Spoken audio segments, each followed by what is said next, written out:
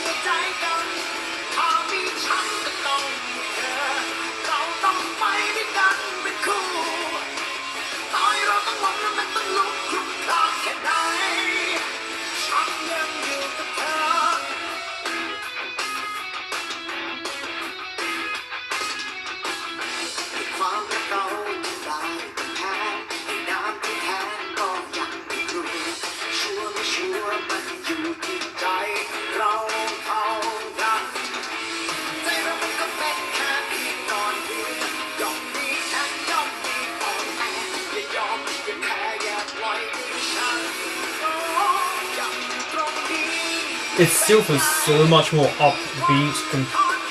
I can't even now, I don't know. It's a very long intro. To be honest, I'm having an internal monologue going on in my head about other things because this takes so long. That's usually what I'm doing when this section happens. เราเป็นพี่น้องกันแล้วนะถ้ามีปัญหาอะไรเราจะช่วยเหลือกัน พี่ก้องพบนี่เก่งจังเลยนะคะหนูก็เข้าฟัง He is very smart though. I mean, top in his class, I think. มาช่วยเฉย คุณลองมองรอยยิ้มของเพื่อนคุณรอบๆสิมันก็ไม่ได้แย่อย่างที่คุณคิดใช่ไหมครับ อาทิตย์ฝากซื้อกาแฟเลยเดี๋ยวตังค์ไม่ให้แล้วกันนะได้ครับ แต่กับเรื่องงานอ่ะ อย่าให้ใครเอาเป Yeah, รียบเสีย he knows what he's doing. ทำไมคุณมาแล้วไม่บอกผมเนี่ยทำไมพี่อาทิตย์ต้องโกรธผมด้วยครับ หรือว่าพี่อาทิตย์ไม่อยากให้ผมมาที่นี่ ทีหลังถ้าจะมาห้องผมเนี่ยก็บอกผมก่อน He has been very strict towards เพราะถ้าเกิดผมต้องออกไป Concord. ประชุมหรือต้องออกไปคุยงานกับลูกค้าคุณก็อาจจะไม่ได้เจอผมหรืออาจต้องมารอผมเสียเวลาครับ No, he doesn't come across as sweet right now. In fact, he's obviously ไม่มีแล้ว something's wrong with RT. มาหาผมถึงเนี่ยมีอะไรบ้างจะคุยเรื่องรับน้องนะครับแต่ว่าเดี๋ยวกินก่อนแล้วค่อยคุยก็ได้แต่ห้องผมรกนิดนึงนะเล่นมาไม่บอกแบบเนี้ยก็ไม่ได้เก็บไปดิ Well, just move the certain things that you need to move. I mean, it's not that messy. Okay, maybe it is.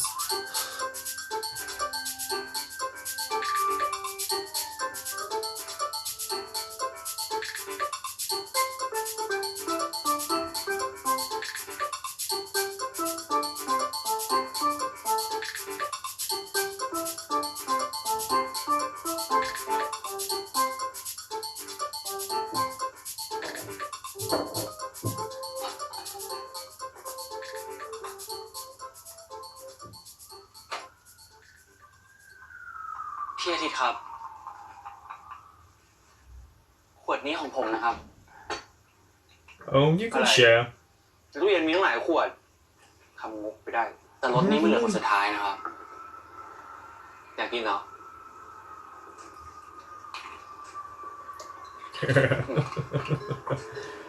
กินเนี่ย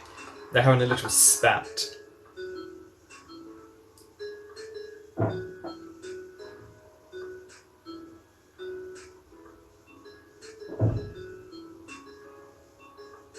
Indirect kiss. ทำไมไข่ตุ๋นรอบนี้เป็นสีนี้สูตรพิเศษนี่ครับ Did he make that?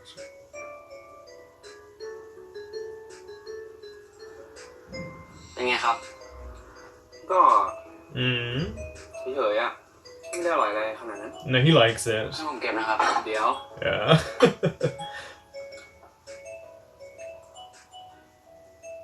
ในบอกไม่อร่อยครับ He said it was so-so. เรื่องนี้แล้ว เรื่องที่คุณจะไปรับน้องที่ทะเลผ่านยัง เหลือแต่รอใบอนุญาตครับ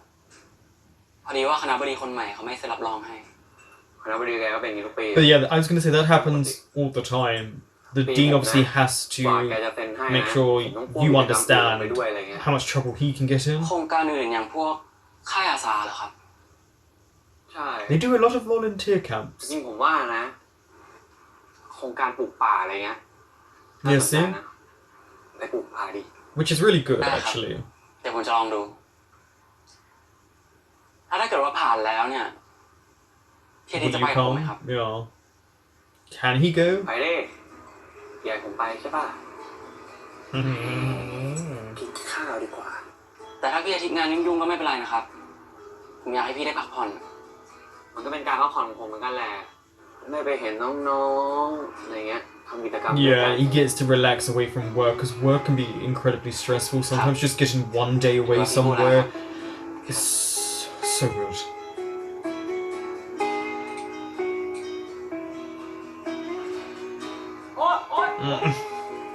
กองเพชร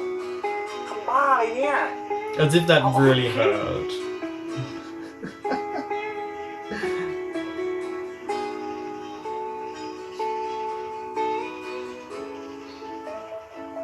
กล้องพบกี่โมงแล้วดูเวลาดิ Why do you want him to leave? ตอนนี้ก็2 ทุ่มแล้วครับ แล้วพรุ่งนี้คุณไม่มีเรียนเหรอ มีครับ มีเรียนบ่าย Oh, okay. Yeah. ทำไมล่ะครับ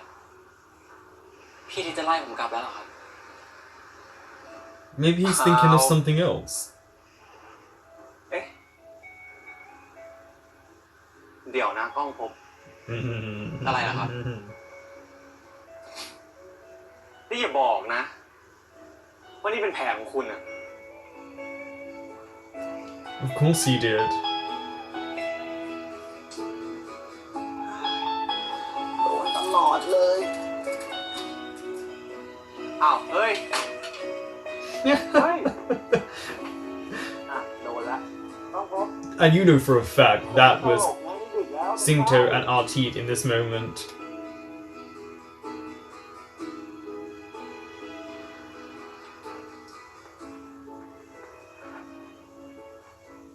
Does he truly ever sleep? ไม่ได้ครับ ตื่นได้แล้วครับกี่โมงแล้ว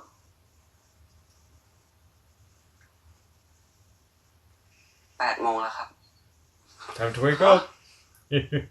8 โมงแล้วเหรอทำไมคุณไม่ปลุกผมอีกแล้วเนี่ยเวลาที่พี่อาทิตย์ตื่นสาย Yeah, you always blame him. แต่นี่มัน8 โมงแล้วนะ ผมล้อเล่นครับ เพิ่ง7 โมงครึ่ง But it got you up. I'm Artit in terms of trying to get up in the morning.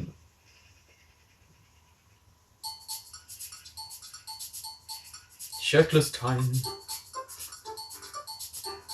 พี่อาทิตย์จะใส่เสื้อตัวไหนครับเดี๋ยวผมจะรีดไว้ให้ ตัวสีขาวอ่ะ ตัวไหนก็ได้เลือกเลย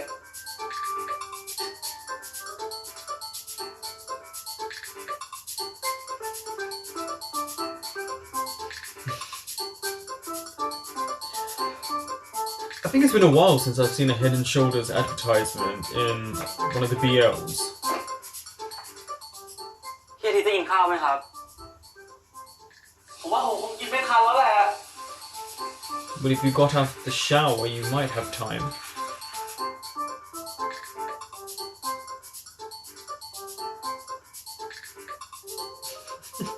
The slow motion.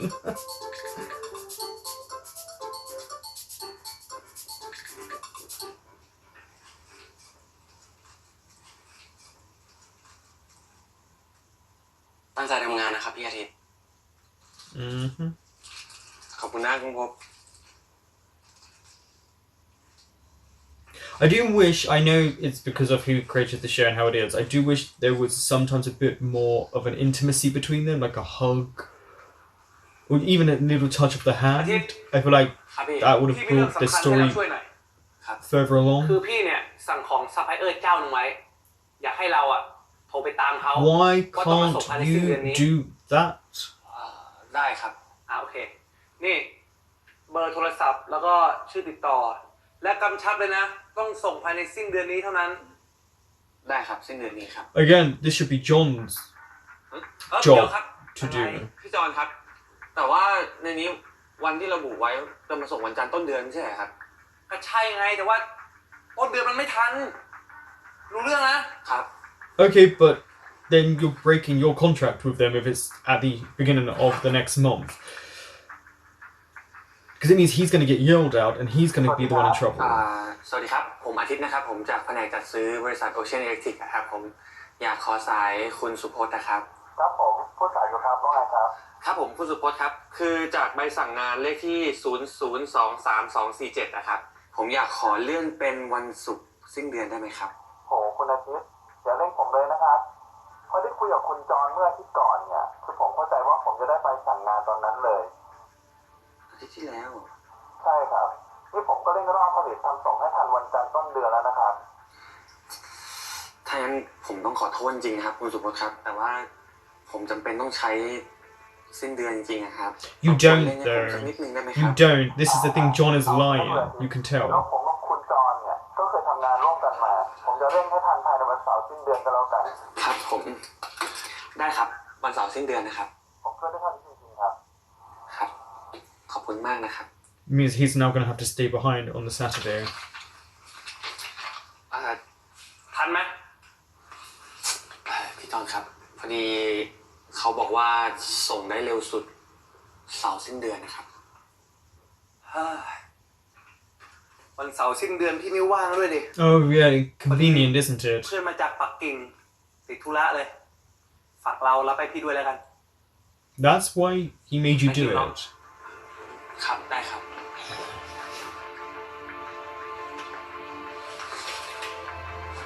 เ It now means all of his รับ plans น้อง get ครั้ put ง on นี้เนี่ย hold. ผมอยากให้ทุกคนไปสนุกกัน ผมขอปฏิเสธดีกว่าครับ ทำไมปฏิเสธอะครับ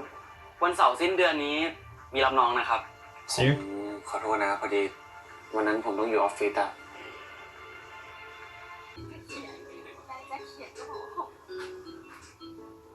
อ้าวสวัสดีครับน้อง Hello. ๆ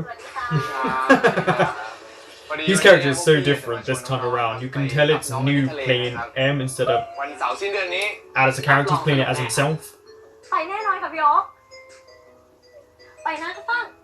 Oh, she's lost in ต้องไป someone's หาแม่ eyes. ก่อนอะ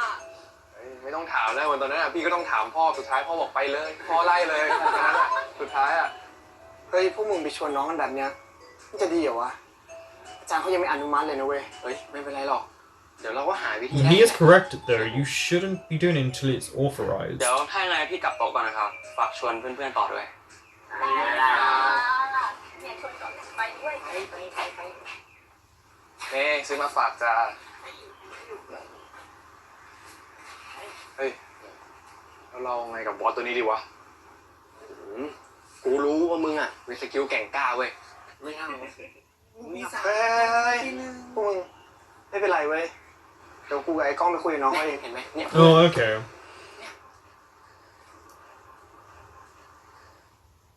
The thing is, the more you push Dave, the more he's not going to want to do what you ask of him. น้องเดย์ครับ พอดีพี่ว่าจะชวนเราไปรับน้องที่ทะเลวันเสาร์สิ้นเดือนนี้ครับ ไปด้วยกันนะครับ รับน้องครั้งนี้เนี่ย ผมอยากให้ทุกคนไปสนุกกันรวมถึงคุณด้วย ทั้งพี่ๆแล้วก็เพื่อนๆเนี่ยคงอยากให้คุณไปนะครับ Does he actually have any friends yet? แต่ผมขอปฏิเสธดีกว่าครับ ทำไมปฏิเสธอะครับ ก็คนอื่นมีสิทธิ์ที่จะไป ผมก็มีสิทธิ์ที่จะไม่ไปเช่นกัน Okay. You know แต่ what? ว่าคนส่วนใหญ่เขา Whatever. ก็ไปกันหมดนะครับ คำว่าส่วนใหญ่ เอาอะไรมาเป็นตัวชี้วัดนะครับ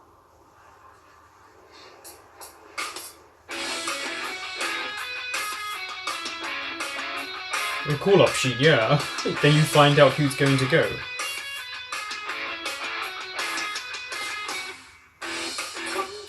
I can't help it, because I'm left-handed, I always notice when someone writes with their left.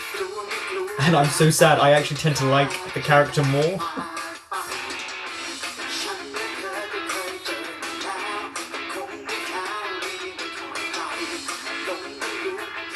มึงได้กี่คนละไปกล้อง 200แล้วอะ มึงอะ ของกู150ว่ะ Okay, กูก็150เว้ย it's 500. ก็ครบแล้วดิ ครบแล้วเหรอ มึงได้150ด้วยเหรอ เฮ้ยครบแล้วเว้ย500แล้วเว้ยสุดยอด ไปเลย ขออนุญาตครับ I'm sure he'll say yes, because we see them at a beach at one point. สวัสดีครับ มีอะไรกันคุณต้องพบคือผมจะมาคุยกับอาจารย์เรื่องรับน้องครับ ผมได้คำตอบคุณไปแล้วไม่ใช่เหรอ ผมรบกวนอาจารย์ดูเอกสารพวกนี้อีกครั้งนะครับ อันนี้เป็นรายชื่อของนักศึกษาที่อยากเข้าร่วมกิจกรรมนะครับ There's a lot of students, and that would be ผม good รบก for วนอาจารย์ your ช่วยพิจารณาอีกครั้ง university. ได้ไหมครับ ผมสัญญาว่าจะไม่ทำให้มหาวิทยาลัยเสียชื่อเสียงแน่นอนครับ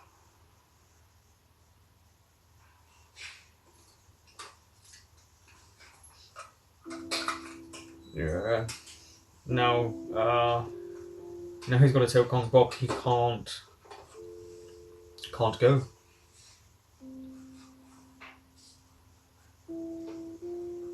I get the feeling he was hoping he might have turned up there, but he doesn't have a key to his room, so it wouldn't have worked.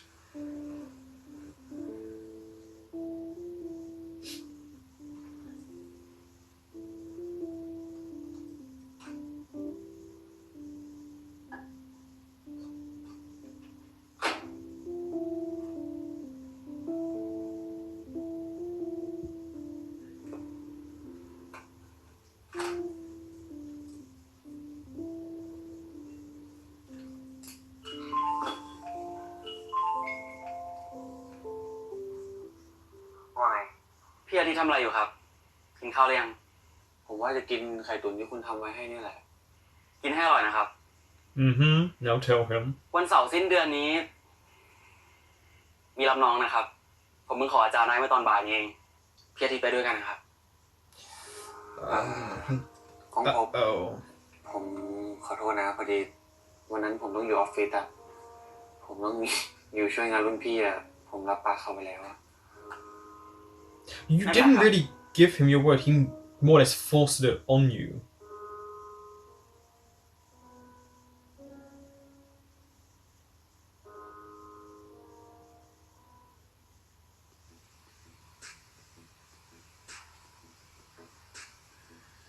See, I can't tell now in this show if that's all fake rain they're doing or it's really raining. ถึงเราจะเห็นต่างกัน แต่คุณก็ให้อะไรผมเยอะนะ ขอบคุณนะครับ Like what?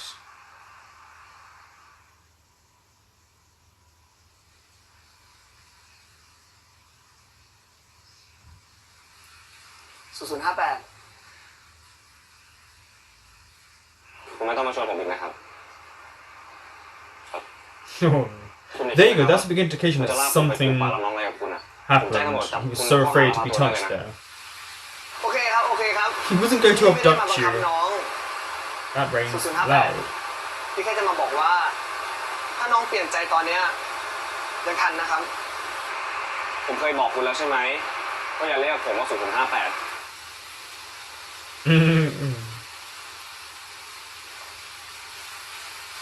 น้องชื่อเดย์พี่จำได้ครับ Okay, there's a little bit of flirting between them.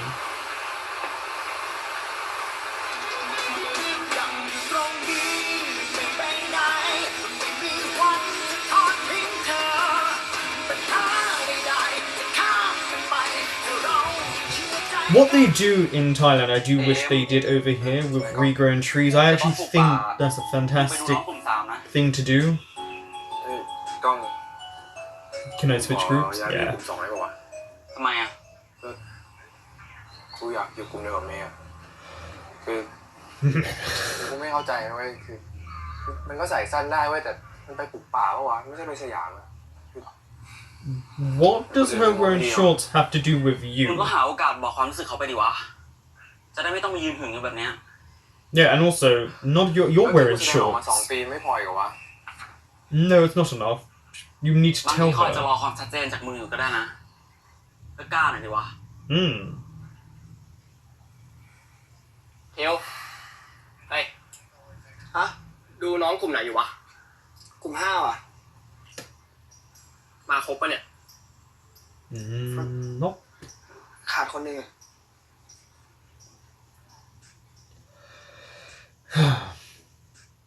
Couldn't come. Okay. เฮ้ย ไอ้กล้อง เดี๋ยวกูกับแพรลงไปสแตนบายรอน้องก่อนดีกว่าวะ เอาเลย เอาละค่ะน้องๆที่นี่แหละค่ะที่เราจะมาปลูกต้นกล้าด้วยกันนะคะ เดี๋ยวพวกเรานั่งรอตรงนี้ก่อนก็ได้นะครับ รอพวกพี่เอ็มขึ้นมาแล้วเราค่อยลงไป น้องคนไหนนะคะที่ใส่กางเกงขายาว จะมาพับหรือจะมาเปลี่ยนไว้ตรงนี้ก็ได้นะคะหรือ Exactly. น้อง See? คนไหนนะคะที่ไม่สะดวกก็มานั่งกับพี่ที่ตรงนี้ได้เลยค่ะ น้องๆคะลงไปก็ระวังกันด้วยนะคะ ใครที่เจ็บก็มาบอกพี่หรือพี่ไพลินได้เลยนะคะ At least they're informed of all precautions. มัวแต่เล็งอยู่นั่นแหละ เดี๋ยวหมาก็ฆ่าไปแดกหรอก เอ้า He is right. อะไรวะ นี่ เอาน้ำไปให้เมย์ดิ ไป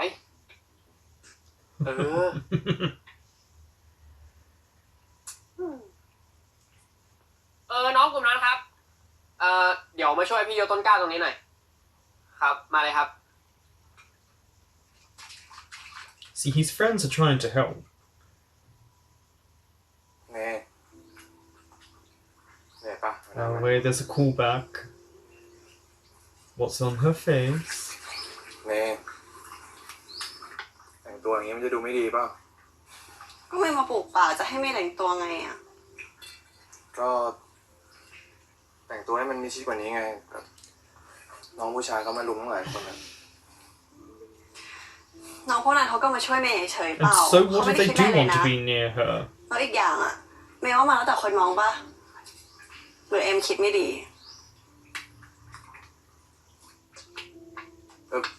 เมย์ ลนเปื้อนหน้า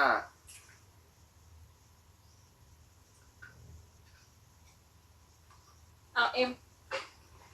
พอดีเลยอยู่นะใจนะ Might as well.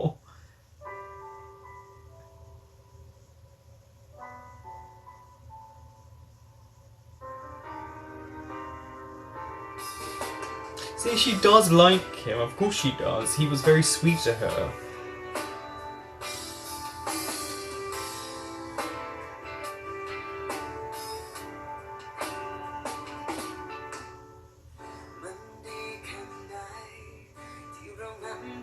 It is nice that we're getting a callback to SOTUS with these two.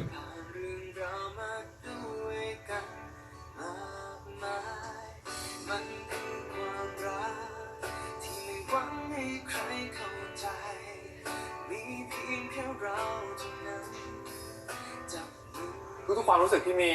แสดงออกผ่านการกระทำโดยที่ไม่ต้องพูดก็รู้ว่ามันหมายถึงอะไร ข้างหลังนี่คือเกียร์รุ่น ที่พวกคุณจะได้รับ หนูฝากแกไว้กับพี่ก้องพบได้ไหมคะ No, no.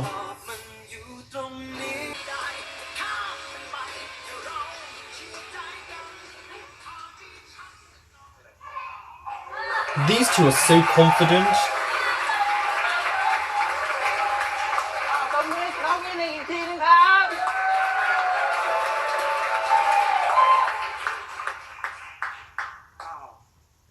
ต่อไปนะครับ พี่โอ๊คจะมีอะไรพูดกับน้องๆหน่อยนิดนึงครับ Does he? คิวมันไก่อกแล้ว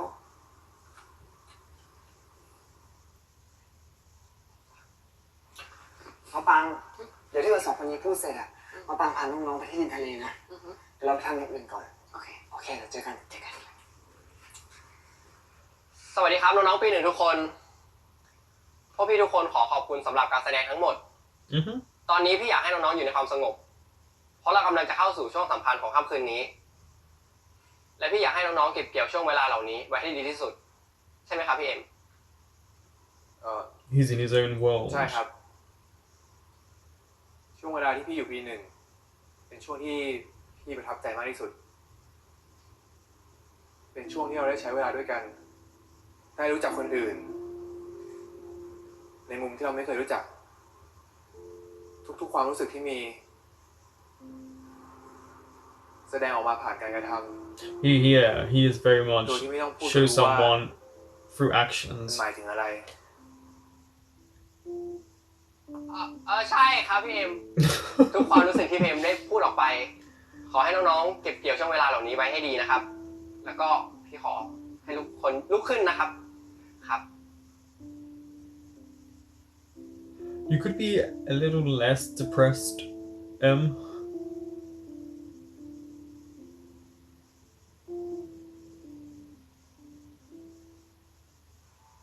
ปี 1ทุกคนครับ ข้างหลังนี่คือเกียร์รุ่น ที่พวกคุณจะได้รับ ผมจะขอทำหน้าที่สุดท้าย You can see he's bulked up compared to SOTUS.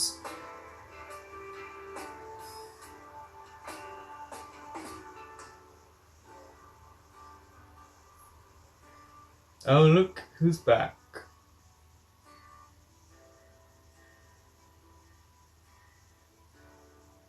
Are you going to speak to her?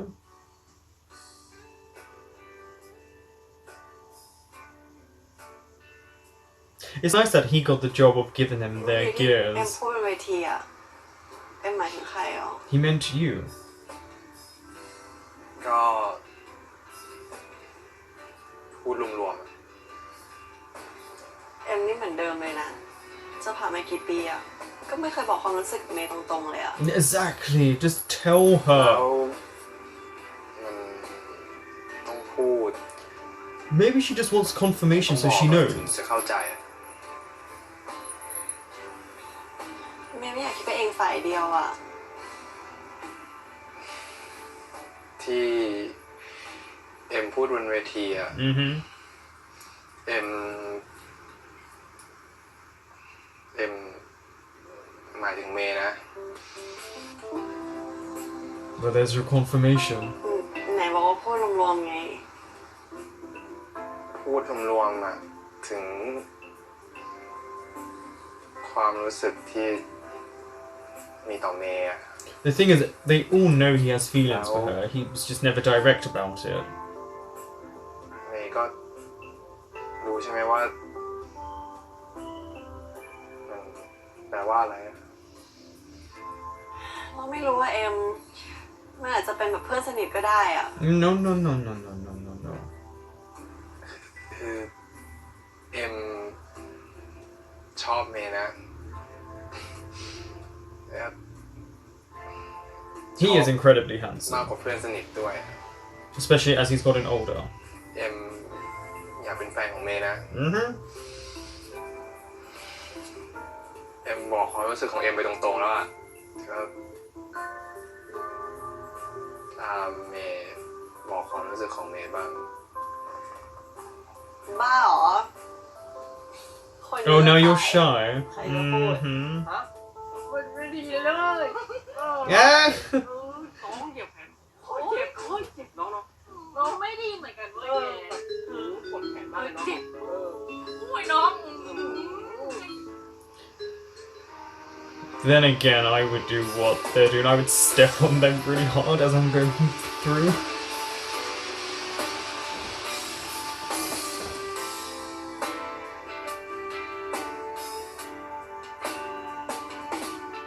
That must have cost quite a pretty penny.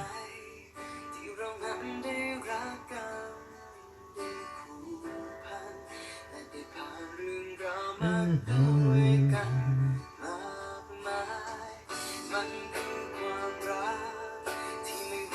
ใครแพ้กินได้เลยมาโอ้น้อยอ๊ะนี่ไงแม่โอ้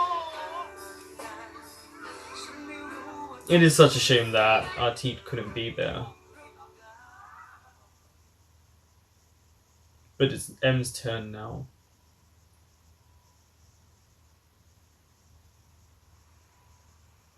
เขาฟัง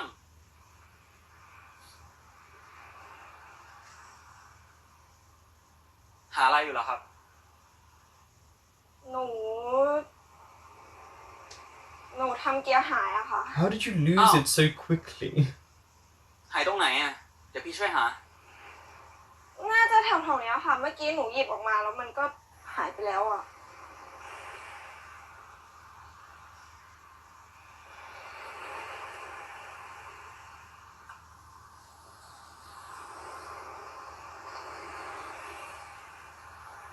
Convenient is just there, right? Considering in real life he needs glasses, he would not have found that. ขอบคุณค่ะ เกียร์เนี่ย มีความสำคัญกับพวกเราชาววิศวะมากนะ เก็บไว้ให้ดี Mm-hmm. พี่ก้องภพคะ หืม คือหนูฝากเกียร์ไว้กับพี่ก้องภพได้ไหมคะ ๆ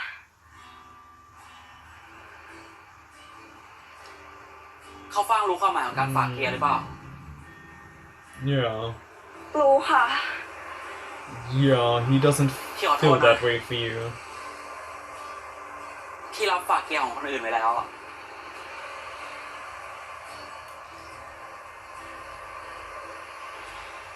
I mean, he wasn't harsh with her, ค่ะ but at least he was upfront. เข้าไปข้างในเถอะ มืดแล้ว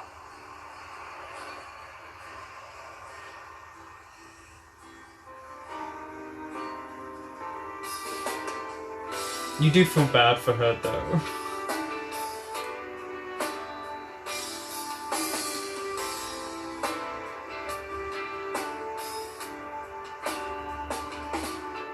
ทำไมถึงมาได้ล่ะครับ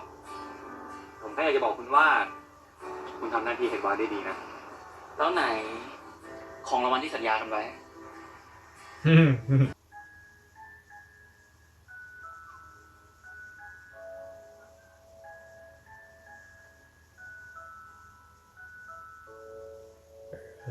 Surprise.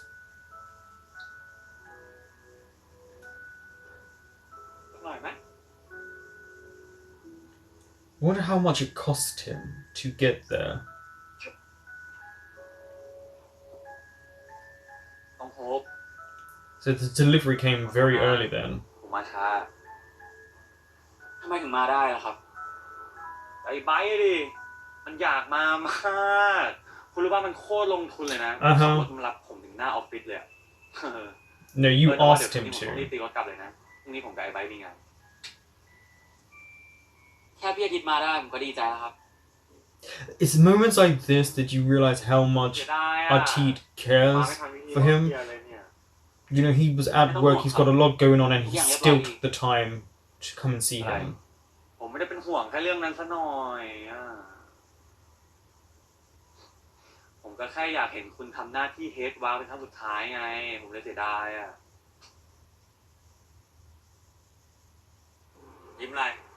Because you're being incredibly sweet and you don't realize it. ที่ผ่านมาคุณเหนื่อยหน่อยนะทั้งเรียนทั้งกิจกรรม You did it. ผมแค่อยากจะบอกคุณว่าคุณทำหน้าที่เฮดวาได้ดีนะ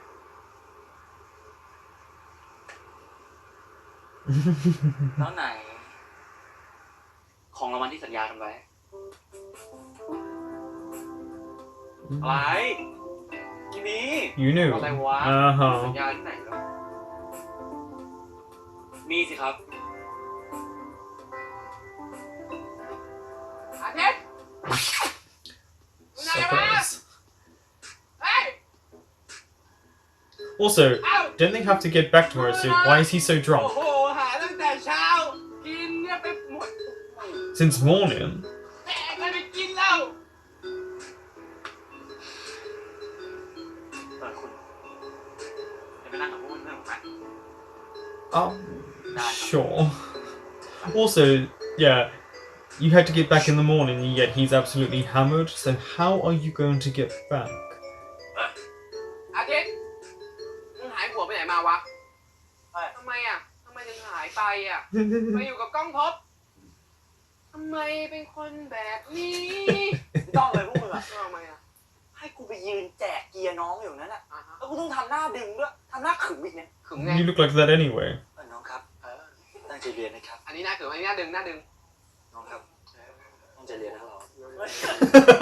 เราอ่ะตั้งใจเรียนนะเราอ่ะกูเนี่ยรีบแล้วไออาทิตย์เนี่ยโทรตามเตือนกูอยู่นั่นน่ะนี่ลงทุนนั่งรถไปเจอกูที่หน้าร้านมึงคิดดูมันอยากมาขนาดไหนโอ้โห มึงพูดเยอะไปแล้ว คือรีบนี่ไม่ใช่เพราะพวกเราแล้ว อันนี้ก็ไม่รู้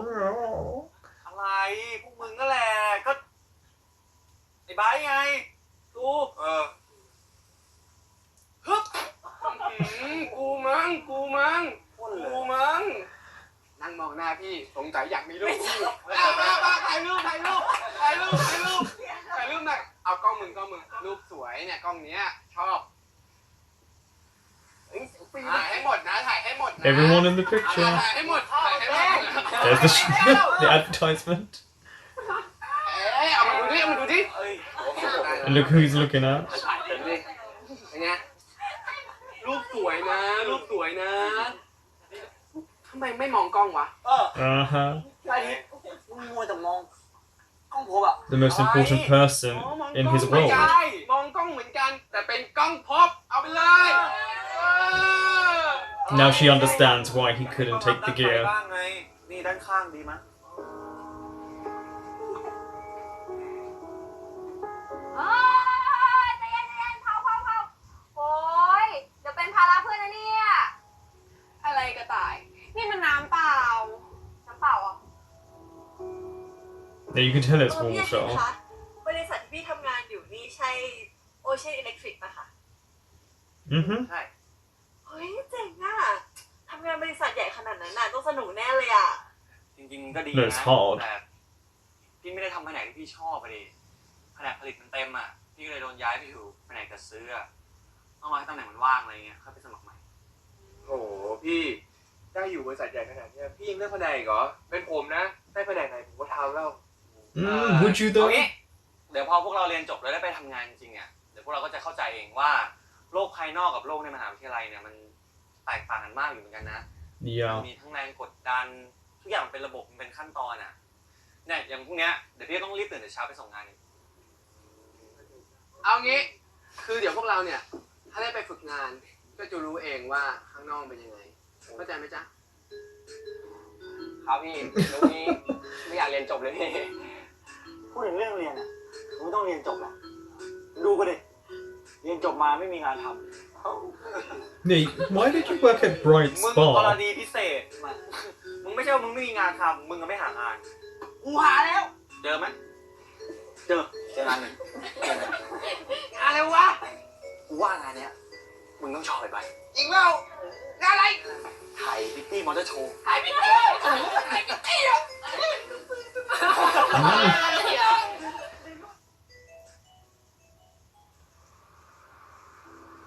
พี่อาทิตย์ครับ ถ้ากลับถึงกรุงเทพแล้วเนี่ยไลน์บอกด้วยนะครับ ได้ดิ Nice little moment between them right บ้านนอน now. หลับเอาแรงไปเยอะแล้วปลอดภัย It couldn't have been a long time. You need to more or less leave a longer period than that. ก็คงกลับเลยอ่ะมาเจอกันนะ I hope so. ครับพี่อาทิตย์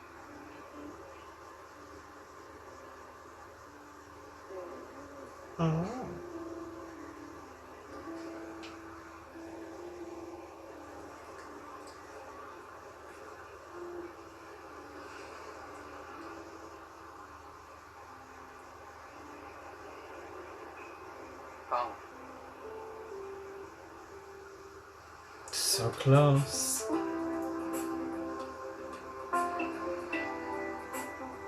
That is his way of showing affection. นี่แหละรางวัล And he's doing it where people can see them. That's not a reward. ผมว่า I mean, he has his own พี่ room. วะ Maybe, you know, if you have, half an hour. แล้วรางวัลในฐานะแฟนล่ะครับ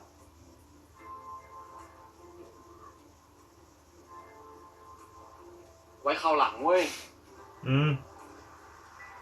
At least he didn't say no. พี่อาทิตย์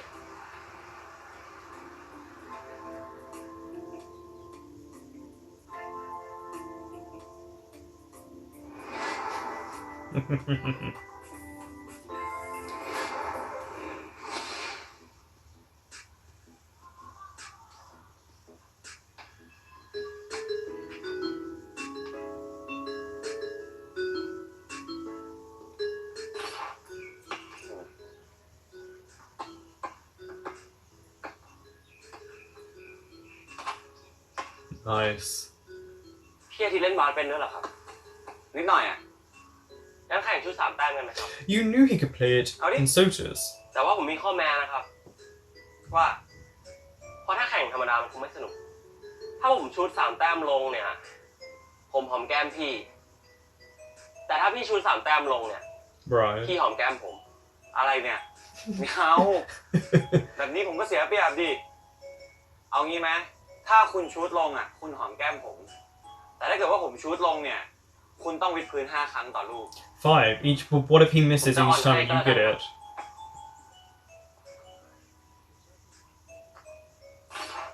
ว้าว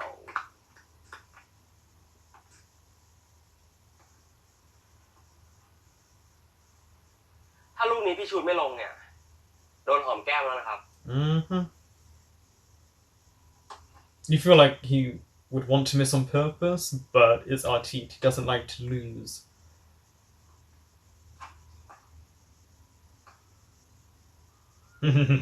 He didn't expect that.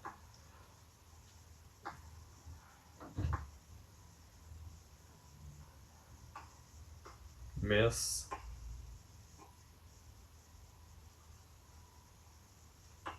Hold on. Doesn't he have to get it in there 2 first? 3 4 5 ผมไม่อ่อนให้แล้วนะครับ Okay.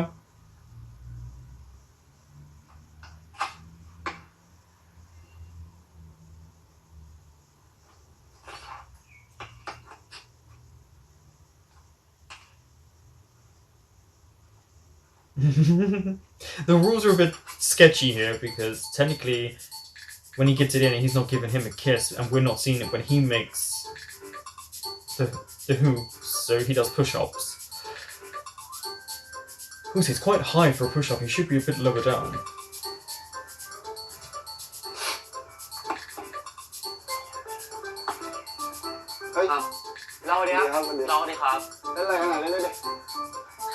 3 แต้มอยู่อะพี่ลองเล่นปะ 3 แต้มโอ้อาทิตย์อ่ะมันแชมป์ทุก3 แต้มเล่นนู่นดีกว่า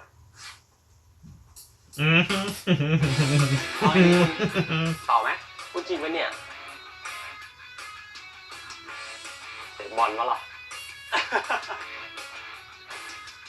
ไอ้นะเตะบอลเหรอไม่มีอารมณ์อ่ะ Well, it's your fault for doing it. Again, we've got the separation that we have right now, but we know there's an internship coming up. So now we have to figure out how they work an internship in with Kong Pop's life and then Artite's life. And is it separate? Is it together? Do we get to see the others in their work environment? We know the kind of main couples this time around. But it was nice to get the old characters back together. I know it wasn't all of them, and I'm not sure if it's just because the other actors were busy or they didn't act or what. I know one's a personal trainer, and I think the other one works behind the camera more. But we got nice little callbacks from the mud on May's face, which obviously she had paint on SOTUS, to the gear initiation ceremony to Cao Fang, giving her gear or trying to Kong Pop, but it's not going to work. Then Artite being called out on him not telling the truth. We, as the audience, know he would have tried anyway to get to see Kong Pop. He's already done that when they had the games that came up before the flag capturing contest. And it's really sweet. That's his way of showing his affectionate side, is to try in any way he can to go and see Kong Pop and support him. And as a partner, you want someone like that. You want someone who will support you. And he's taken the time, because I think it takes maybe 2 hours to get where they're going, maybe a bit more. So there's a long time to drive there and back, especially when you have work in the morning. But he wanted to still be there. I do have an issue with M, which is May can dress however she wants and maybe show a bit more respect towards her instead of telling her how she should dress. It is not your place, and it's hypocritical. You are wearing shorts as well, so why didn't you cover up? Because you might get the attention of other females. But at least he was honest and open to her now and said it directly, and they were holding hands at the beach, so we have another couple in. Also, we had Artite look at Kong Pop when they took the picture, not at anyone else. That's a big indication of how he feels for him. And then the dynamics at the workplace it was a lot smaller. So this one was definitely a coming together episode where we had their lives back intertwining instead of being so separate. But John is an issue. He is making Artite do all of the work, when really and truly that's not how it should be. He should be advising him and helping him. And also, if something was to go wrong, Artite takes the blame. But also Artite, if something goes right, it has to stay there. Whereas John magically just goes.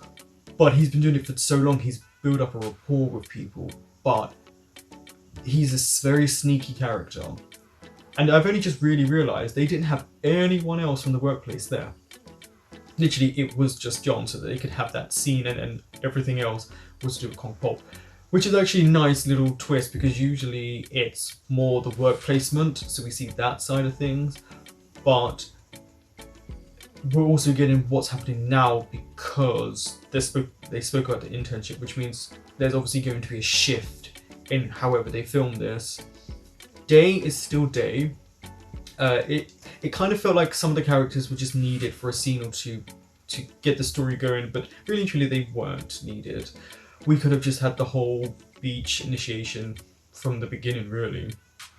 But I still like it. The acting is still so sweet. The two main leads really know how to bring these characters to life, and I feel like for anyone who is a secret romantic person, these are the episodes you like to watch in secret. You know, you might like a bit more of the dramatic side of things, a bit more mature, but watching these two show their affection is incredibly sweet. Thank you for watching. That was episode 4, and I will be back next week with episode 5.